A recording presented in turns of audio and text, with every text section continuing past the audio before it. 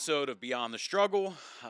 Still got the Hawaiian shirt on because Jeff loved it so much. So Oh, we're back with another one. I'm Jason Blackledge, Jeff Monroe. Jeff Monroe. Just in case you I forgot can't say again. it the way he does. I'm so I'm so Um, glad that you're back because I just don't like doing the whole intro and outro deal. Even though I'm a lot better at it than you, I just it is one of those things that it just practice makes perfect, man. or you're just a natural I'm at it. just a natural at introducing Jeff. That's what it is, Yeah. man. It's something I was born to do. you Yeah. know? Well, So I'm glad you were born then. me too, man. There's about 4 or 5 people now that are glad that I was born. Hey, it went up from 2. You know, I think. Look, That man, was your mom and dad. mom and dad. I think that's a good segue into what Yeah. we were going to talk about this time, man. Last time was a little more serious, a little more clinical Yeah. involved, I guess. One of the things I was thinking about that, first of all, you and I have the opportunity to do Mhm. this, right? Because as it was just pointed out a few minutes ago, we're really good at talking back and Yeah. forth.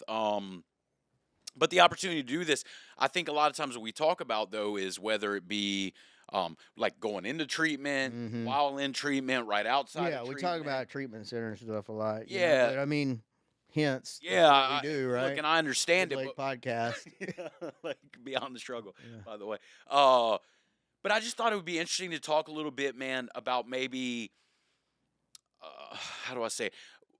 What were some of the things that maybe a year or 18 months, right, where some big changes in life started happening that at 3, 4, 5 months sober were not even, Mhm. and look, and I'll just start and we can go from there. Is that we were talking about in the vehicle.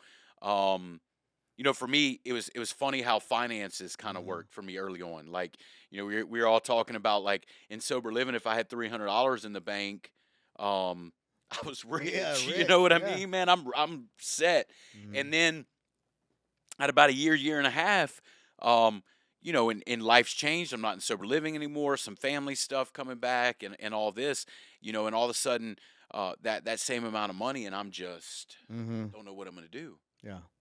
What am I gonna do? All the Like, fear sets in. yeah, with that. And then crazy enough is that, we a year and a half, 2 years goes Mhm. by, and like that's not really a problem for me Right. anymore.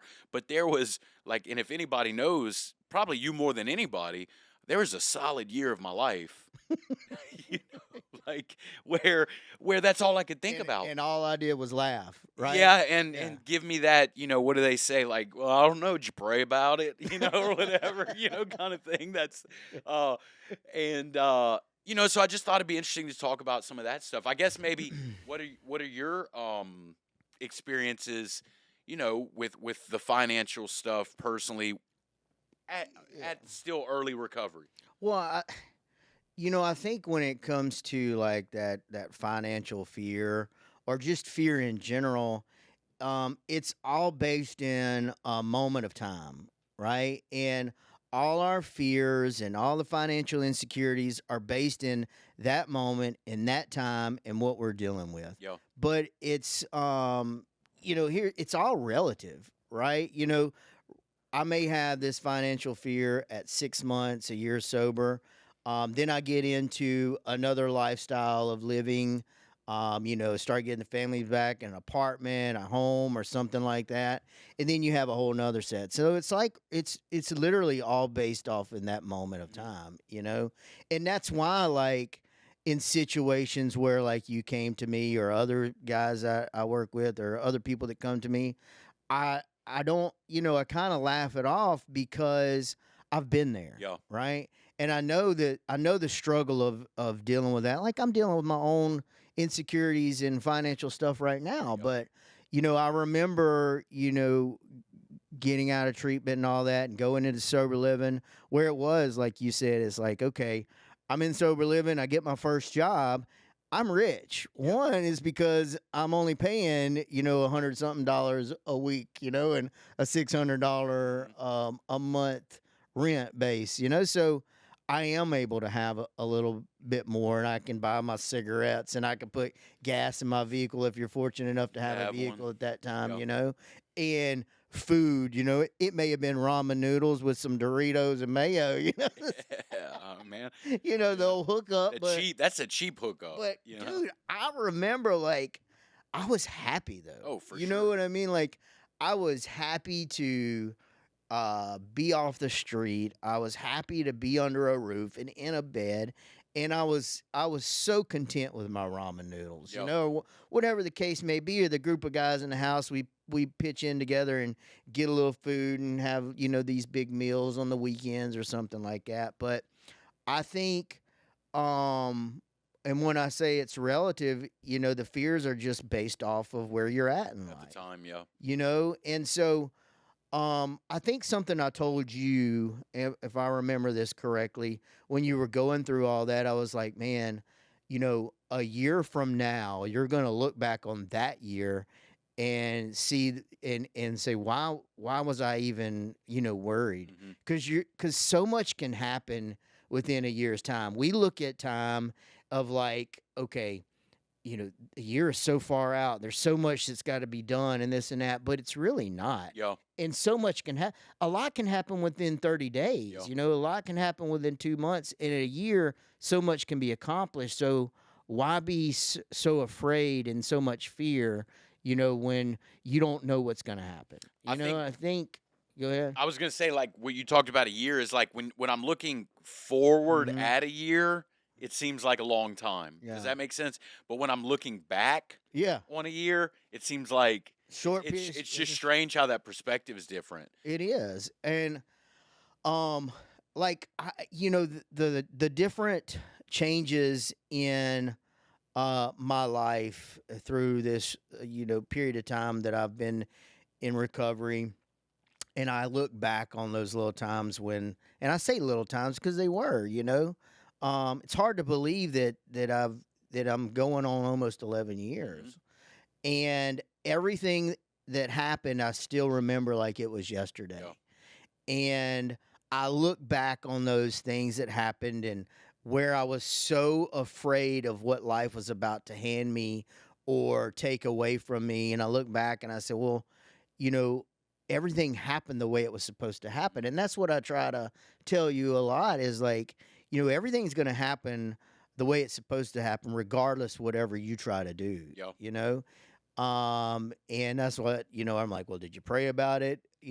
What actions did you take behind that to make things a little bit more, um, go the way that you expect them to? But a lot of times, if things aren't going the way I want them to, that's exactly the way they need to go, Yeah.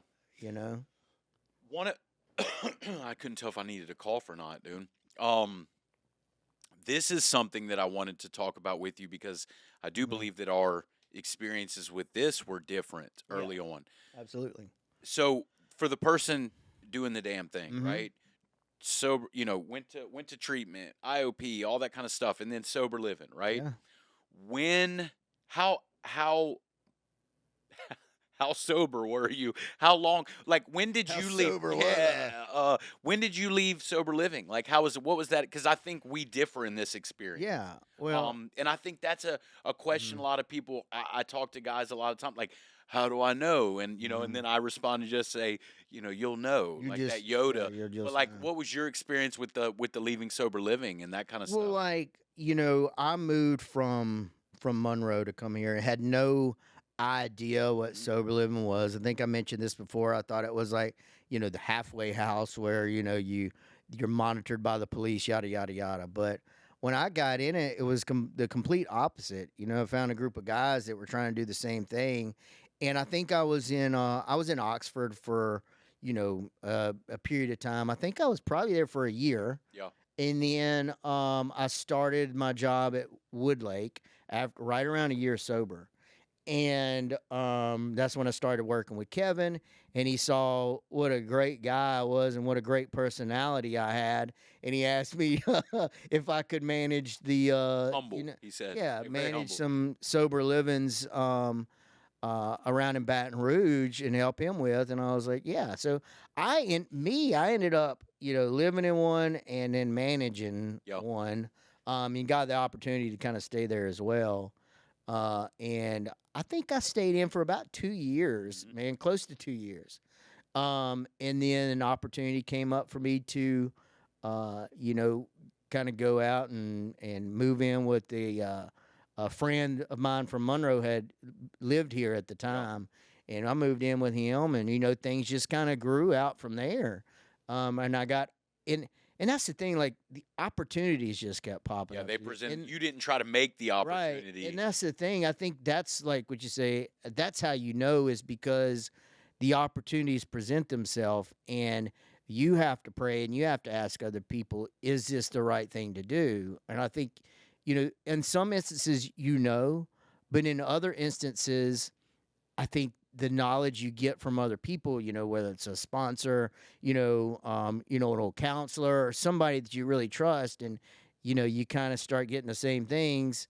What we tend to have is we want to hear the answer that we want to hear Yeah. versus the answer that people are giving us, and that's what we should listen to. Mhm. I think God speaks through other people, and Surely. that's what you try to listen to. Yeah, I think and the reason I asked that is because this last time around, my experience was much different. It Hmm. was like, when your family's like, "Hey, you want to come home?" Yeah. Like kind of thing. Or Like, when are you coming home? like it said, I think it was right around 7 or 8 months. Hmm. And again, it was that opportunity presented itself. Um, but I think that's one that I hear a lot of guys, and man, I would say that I hear that story Hmm. really often Yeah, in my the sense, family. Yeah. well, that, but like what I was going is the other way is like we were talking about, but I left too soon Hmm. kind of thing, right? Like, Yeah. I went and thought it was time, Oh me, yeah, thought it was yeah. time, left too soon, wish I wouldn't have done that. Hmm. It's kind of that hindsight 2020. Um, but I think that that's one of the big, like I said, man, money, this sober living thing, that first year, job stuff. Hmm. I know that I made a few changes. We both Yeah. made some changes. I actually had a job making really good money. Yeah. I had the exact opposite. Yeah. I stock boxes at Walmart for, like I said, it's so great. Well, they pay like eight, It was at like at Walmart, the man. time it was like $8 an Yeah, hour. I You thought it know was what I like mean? 25 now or something like It that. may Man, be. I stopped at that Bucky's. Yeah. Like you see what they pay their employees. Bruh. Like not an ad, by the way, but Yeah, right. um, But no, like it was the complete opposite yeah, for me, dude. Like I made very poor money, and I worked at a plumbing yard, and I was, forklift driver on the yard and stuff like that, and so I made just enough to get by, and mhm, that's like the story I told you with my dad about telling him at 6 months sober that I'd no longer want him to yeah, send me money if I ask for anything, remember this conversation because I had to start taking care of myself, but that taught me how to kind of budget myself too, uh-huh, because you're learning life again, yeah, and because God knows some of us had no type of budget. yeah, We budgeted out, how much we could spend on, this substance, how much and we buy had, cigarettes. yeah, Like you know, what type of rot gut whiskey we yeah, had to buy with the amount of change that we mhm, had, you know what I mean? And so, then it's like figuring out, do I have enough money to get me some cigarettes for the week? Do I have enough probably to get, smoke butts. yeah, Like I right. could probably, There are some of those, yeah.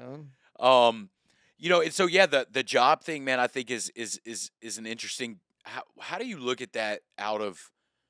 I guess what is your take? What is your belief with the job situation early on in recovery? You mean, do I think you should go back to like your old job that makes a whole bunch that you had a whole bunch of money at? I I don't, man, I don't have an opinion Mhm. on it because I can't be the person that decides what you do with your life, For people, right? yeah. Um, I can't control what you do, and I am not God. Hmm. You know what I mean? And so, like, I do think that early on in recovery, and this is just an opinion, It's not something I say you should do. What worked for me was they they call it the recovery jobs. Mhm. You know what I mean? Something with um low end stress, Yeah. you And know, that's something you can, your 9 to 5 or whatever, your overnight job where you go to work. There's no requirement on you other than just showing up for work and doing the job. yeah. You know, there's not a lot of people to manage. There's not those things. There's not any other outside factors other than I got to get up, go to work, come back home. Yeah. And like, I think I think that's important. I Mhm. do because like I needed that. You know what I mean? I needed just to have that structure, Yeah. and just a simplified structure. I see a lot of failure early on Mm, associated with returning to high stress jobs. yeah. You Oh, know, for sure. it's hard enough. Yeah. It's hard enough early in recovery to try to balance all of these things that we have to do. Whatever. Again, Hmm. personal. Some people, everybody has different roles. Some might, Yeah. it could be husband, father. Some might not have those roles. But man, I think that it's difficult because I know when I get out of treatment or when I'm starting over again, I need the finances, right? Yeah. But also the stress that comes with early on with some of these Hmm. high paying jobs. And I know from myself, Yeah. and I see it, where we're at, where we live, like Hmm. the plants, right? Everybody knows, and I don't mean these kind, Yeah. you know, um, but how many people work in that industry, Mm, leave treatment or whatever it may be, go right back to that, mm, lot of hours, a lot of stress, yeah. like a lot of it is is Mm, is very demanding on your body as well, yeah. those kind of things, and I just don't see a ton of success with Yeah. it. No, and when you look at, I guess you look at percentages and success rates. Yeah, there's not a lot, Yeah, right? Um, but at the same time, some of us didn't get the luxury of being able to return back to the same type of yeah, for job sure. because they were like, "See you later." It's way too Yeah, many times. And some of those were for some of us have been fortunate enough that the companies they work for understood that, hey, we know you had a problem, you're welcome back. And is it the right thing to do? I can't tell you. I just, that's a decision you got to make. And if the company lets you come back a little bit further down the road, it is. But um, I guess it also depends, like you said, does my family, did I have a home, coming in? Now y'all had an apartment, but you still decided to go to sober living because well, the decision was like made I for don't you. know I if I forgot. decided, Yeah, but the decision was made we'll for go you. with that. But I just, kind of going back to what you were talking about, like, um, early on the fears that you had, you had $300 and this and that, you're happy. Then you move into the apartment, with the wife and, the kids, and all of a sudden, now life has taken on a whole new meaning and you got to find a whole nother way of being able to afford those Yeah, things, and that's what I go back to, like, well, you know, a year from now, you're going to look back on this moment and say, why was I worried? Because you're going to be in a whole nother set hmm of like needs and wants and trying to find ways to provide.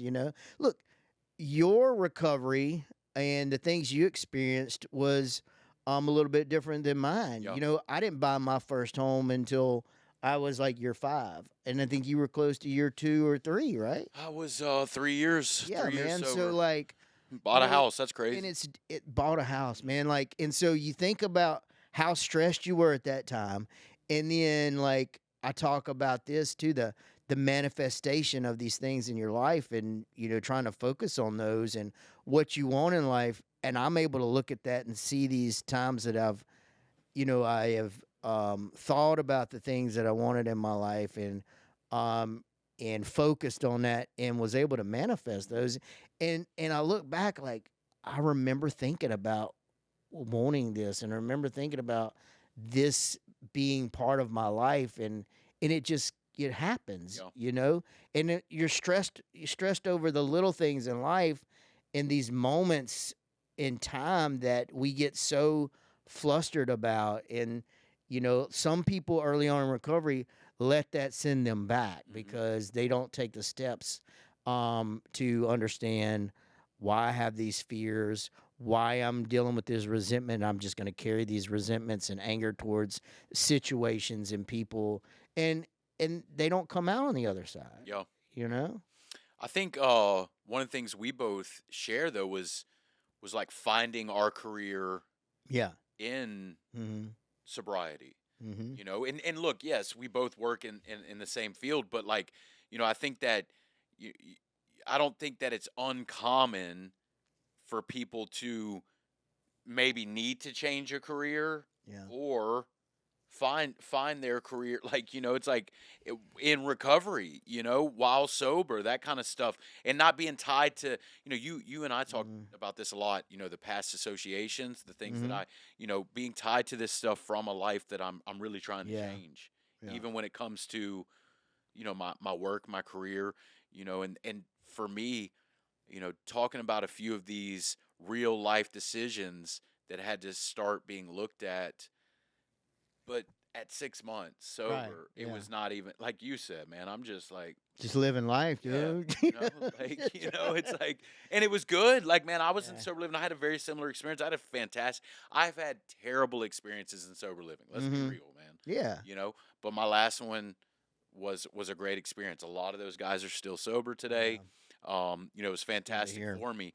Um, but yeah, things, and just and where probably right around that year mark where some big boy decisions had to Mhm. start being made. I think too, like early on, um, 6 months, a year, 2 year.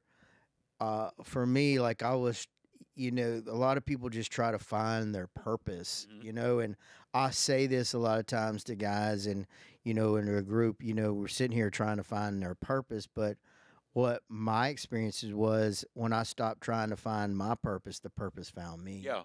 And when I say that, like the things that I did early on, the people that I met, going into, working at Woodlake, and like purpose just found me, Yeah. and I found a way to use that and help other people. And I think that's a big part of it too. Like, stop trying to make your purpose made. Let the purpose come to you, and I think those things kind of work itself I out. think we just found the next shirt Yeah, to make, man. absolutely. Like and it's funny, man. I like I When I will. stopped trying to find purpose, purpose found me. Jeff Monroe, Ooh, no, Monroe. man, that's Um, awesome. it's funny, man. I was hoping that that this podcast would be like, help shed some light Yeah, on like, some of these, fears. yeah, later things that come up, man. Like, but what I think it talking with you again about this, like, I'm sure we've had these conversations a ton of times. What did it like reiterate in my Hmm. mind is that, it's really different for everybody. Yeah, Like, it's going to be different for it every is. situation. It's going to be, but also what I did and you've done, that kind of stuff, it's Yeah. important for me to not make the decisions Hmm. on my own. Make sure I'm at that place in life. Right. I think, like it kind of reminds me, when you get sober, they tell you, um, find somebody that has something you want. Well, that doesn't mean find somebody that you want to be like. Yeah. You know what I'm saying? How did they get the things that they have in their life? How did they find a way to carry themselves um like they do, that's what you want to model yourself Yeah. after. But I can't be you, and you can't be as much as you want to be, you know what I mean? Try, dude. But it's like, okay, like we were just talking about, I kind of laugh at those moments when somebody's going through this fear, and I look back on it and say, yeah, I've had those, Hmm. right? But they go away, you know think about just wait till next year, Yeah. wait till the following year, wait till you have a home, all these things. You're going to find that no matter what part you are in your life, there's always going to be life happening, Yeah. you know and Life. so and like, don't stress out over the things that you have no control over, right? find somebody, reach out and ask them how they dealt with it. And I'm the guy telling people that now. Yeah, absolutely. I'm the asshole now. Mhm. Telling Yeah. people that. You know? You I'm know, sure the like- guy's hanging up the phone and he's like, man, dude, like And this guy. like, there's been a lot of those moments where that we've had with each other, and I've had with the guy I work with is like, what I feel is like, world ending. It's like you have this other person that says, bruh, it's not that big of a deal, He was where- probably saying you're not that big of a deal. I beg to differ, So, all right, well, cool, man. Yeah, good talk. Yeah, in the answer to to sum it up is that we can't help you with any of that. No, I can't help you. figure it out. Right. No. All right, well, cool, man. Thank you. I always enjoy this, man. It's always Yeah. fun. This platform is it's crazy. It's crazy that that we just get to sit here and talk about this kind of stuff, and Absolutely. I'm definitely grateful to do it, man. So thanks for another episode, guys. Thank y'all for joining us for another episode of Beyond the Struggle. Like, share, follow, subscribe. There it There you is. go. It's 4 of them. I always thought it was 3. But again, guys, thanks for joining us for another episode of Beyond the Struggle. See y'all next time.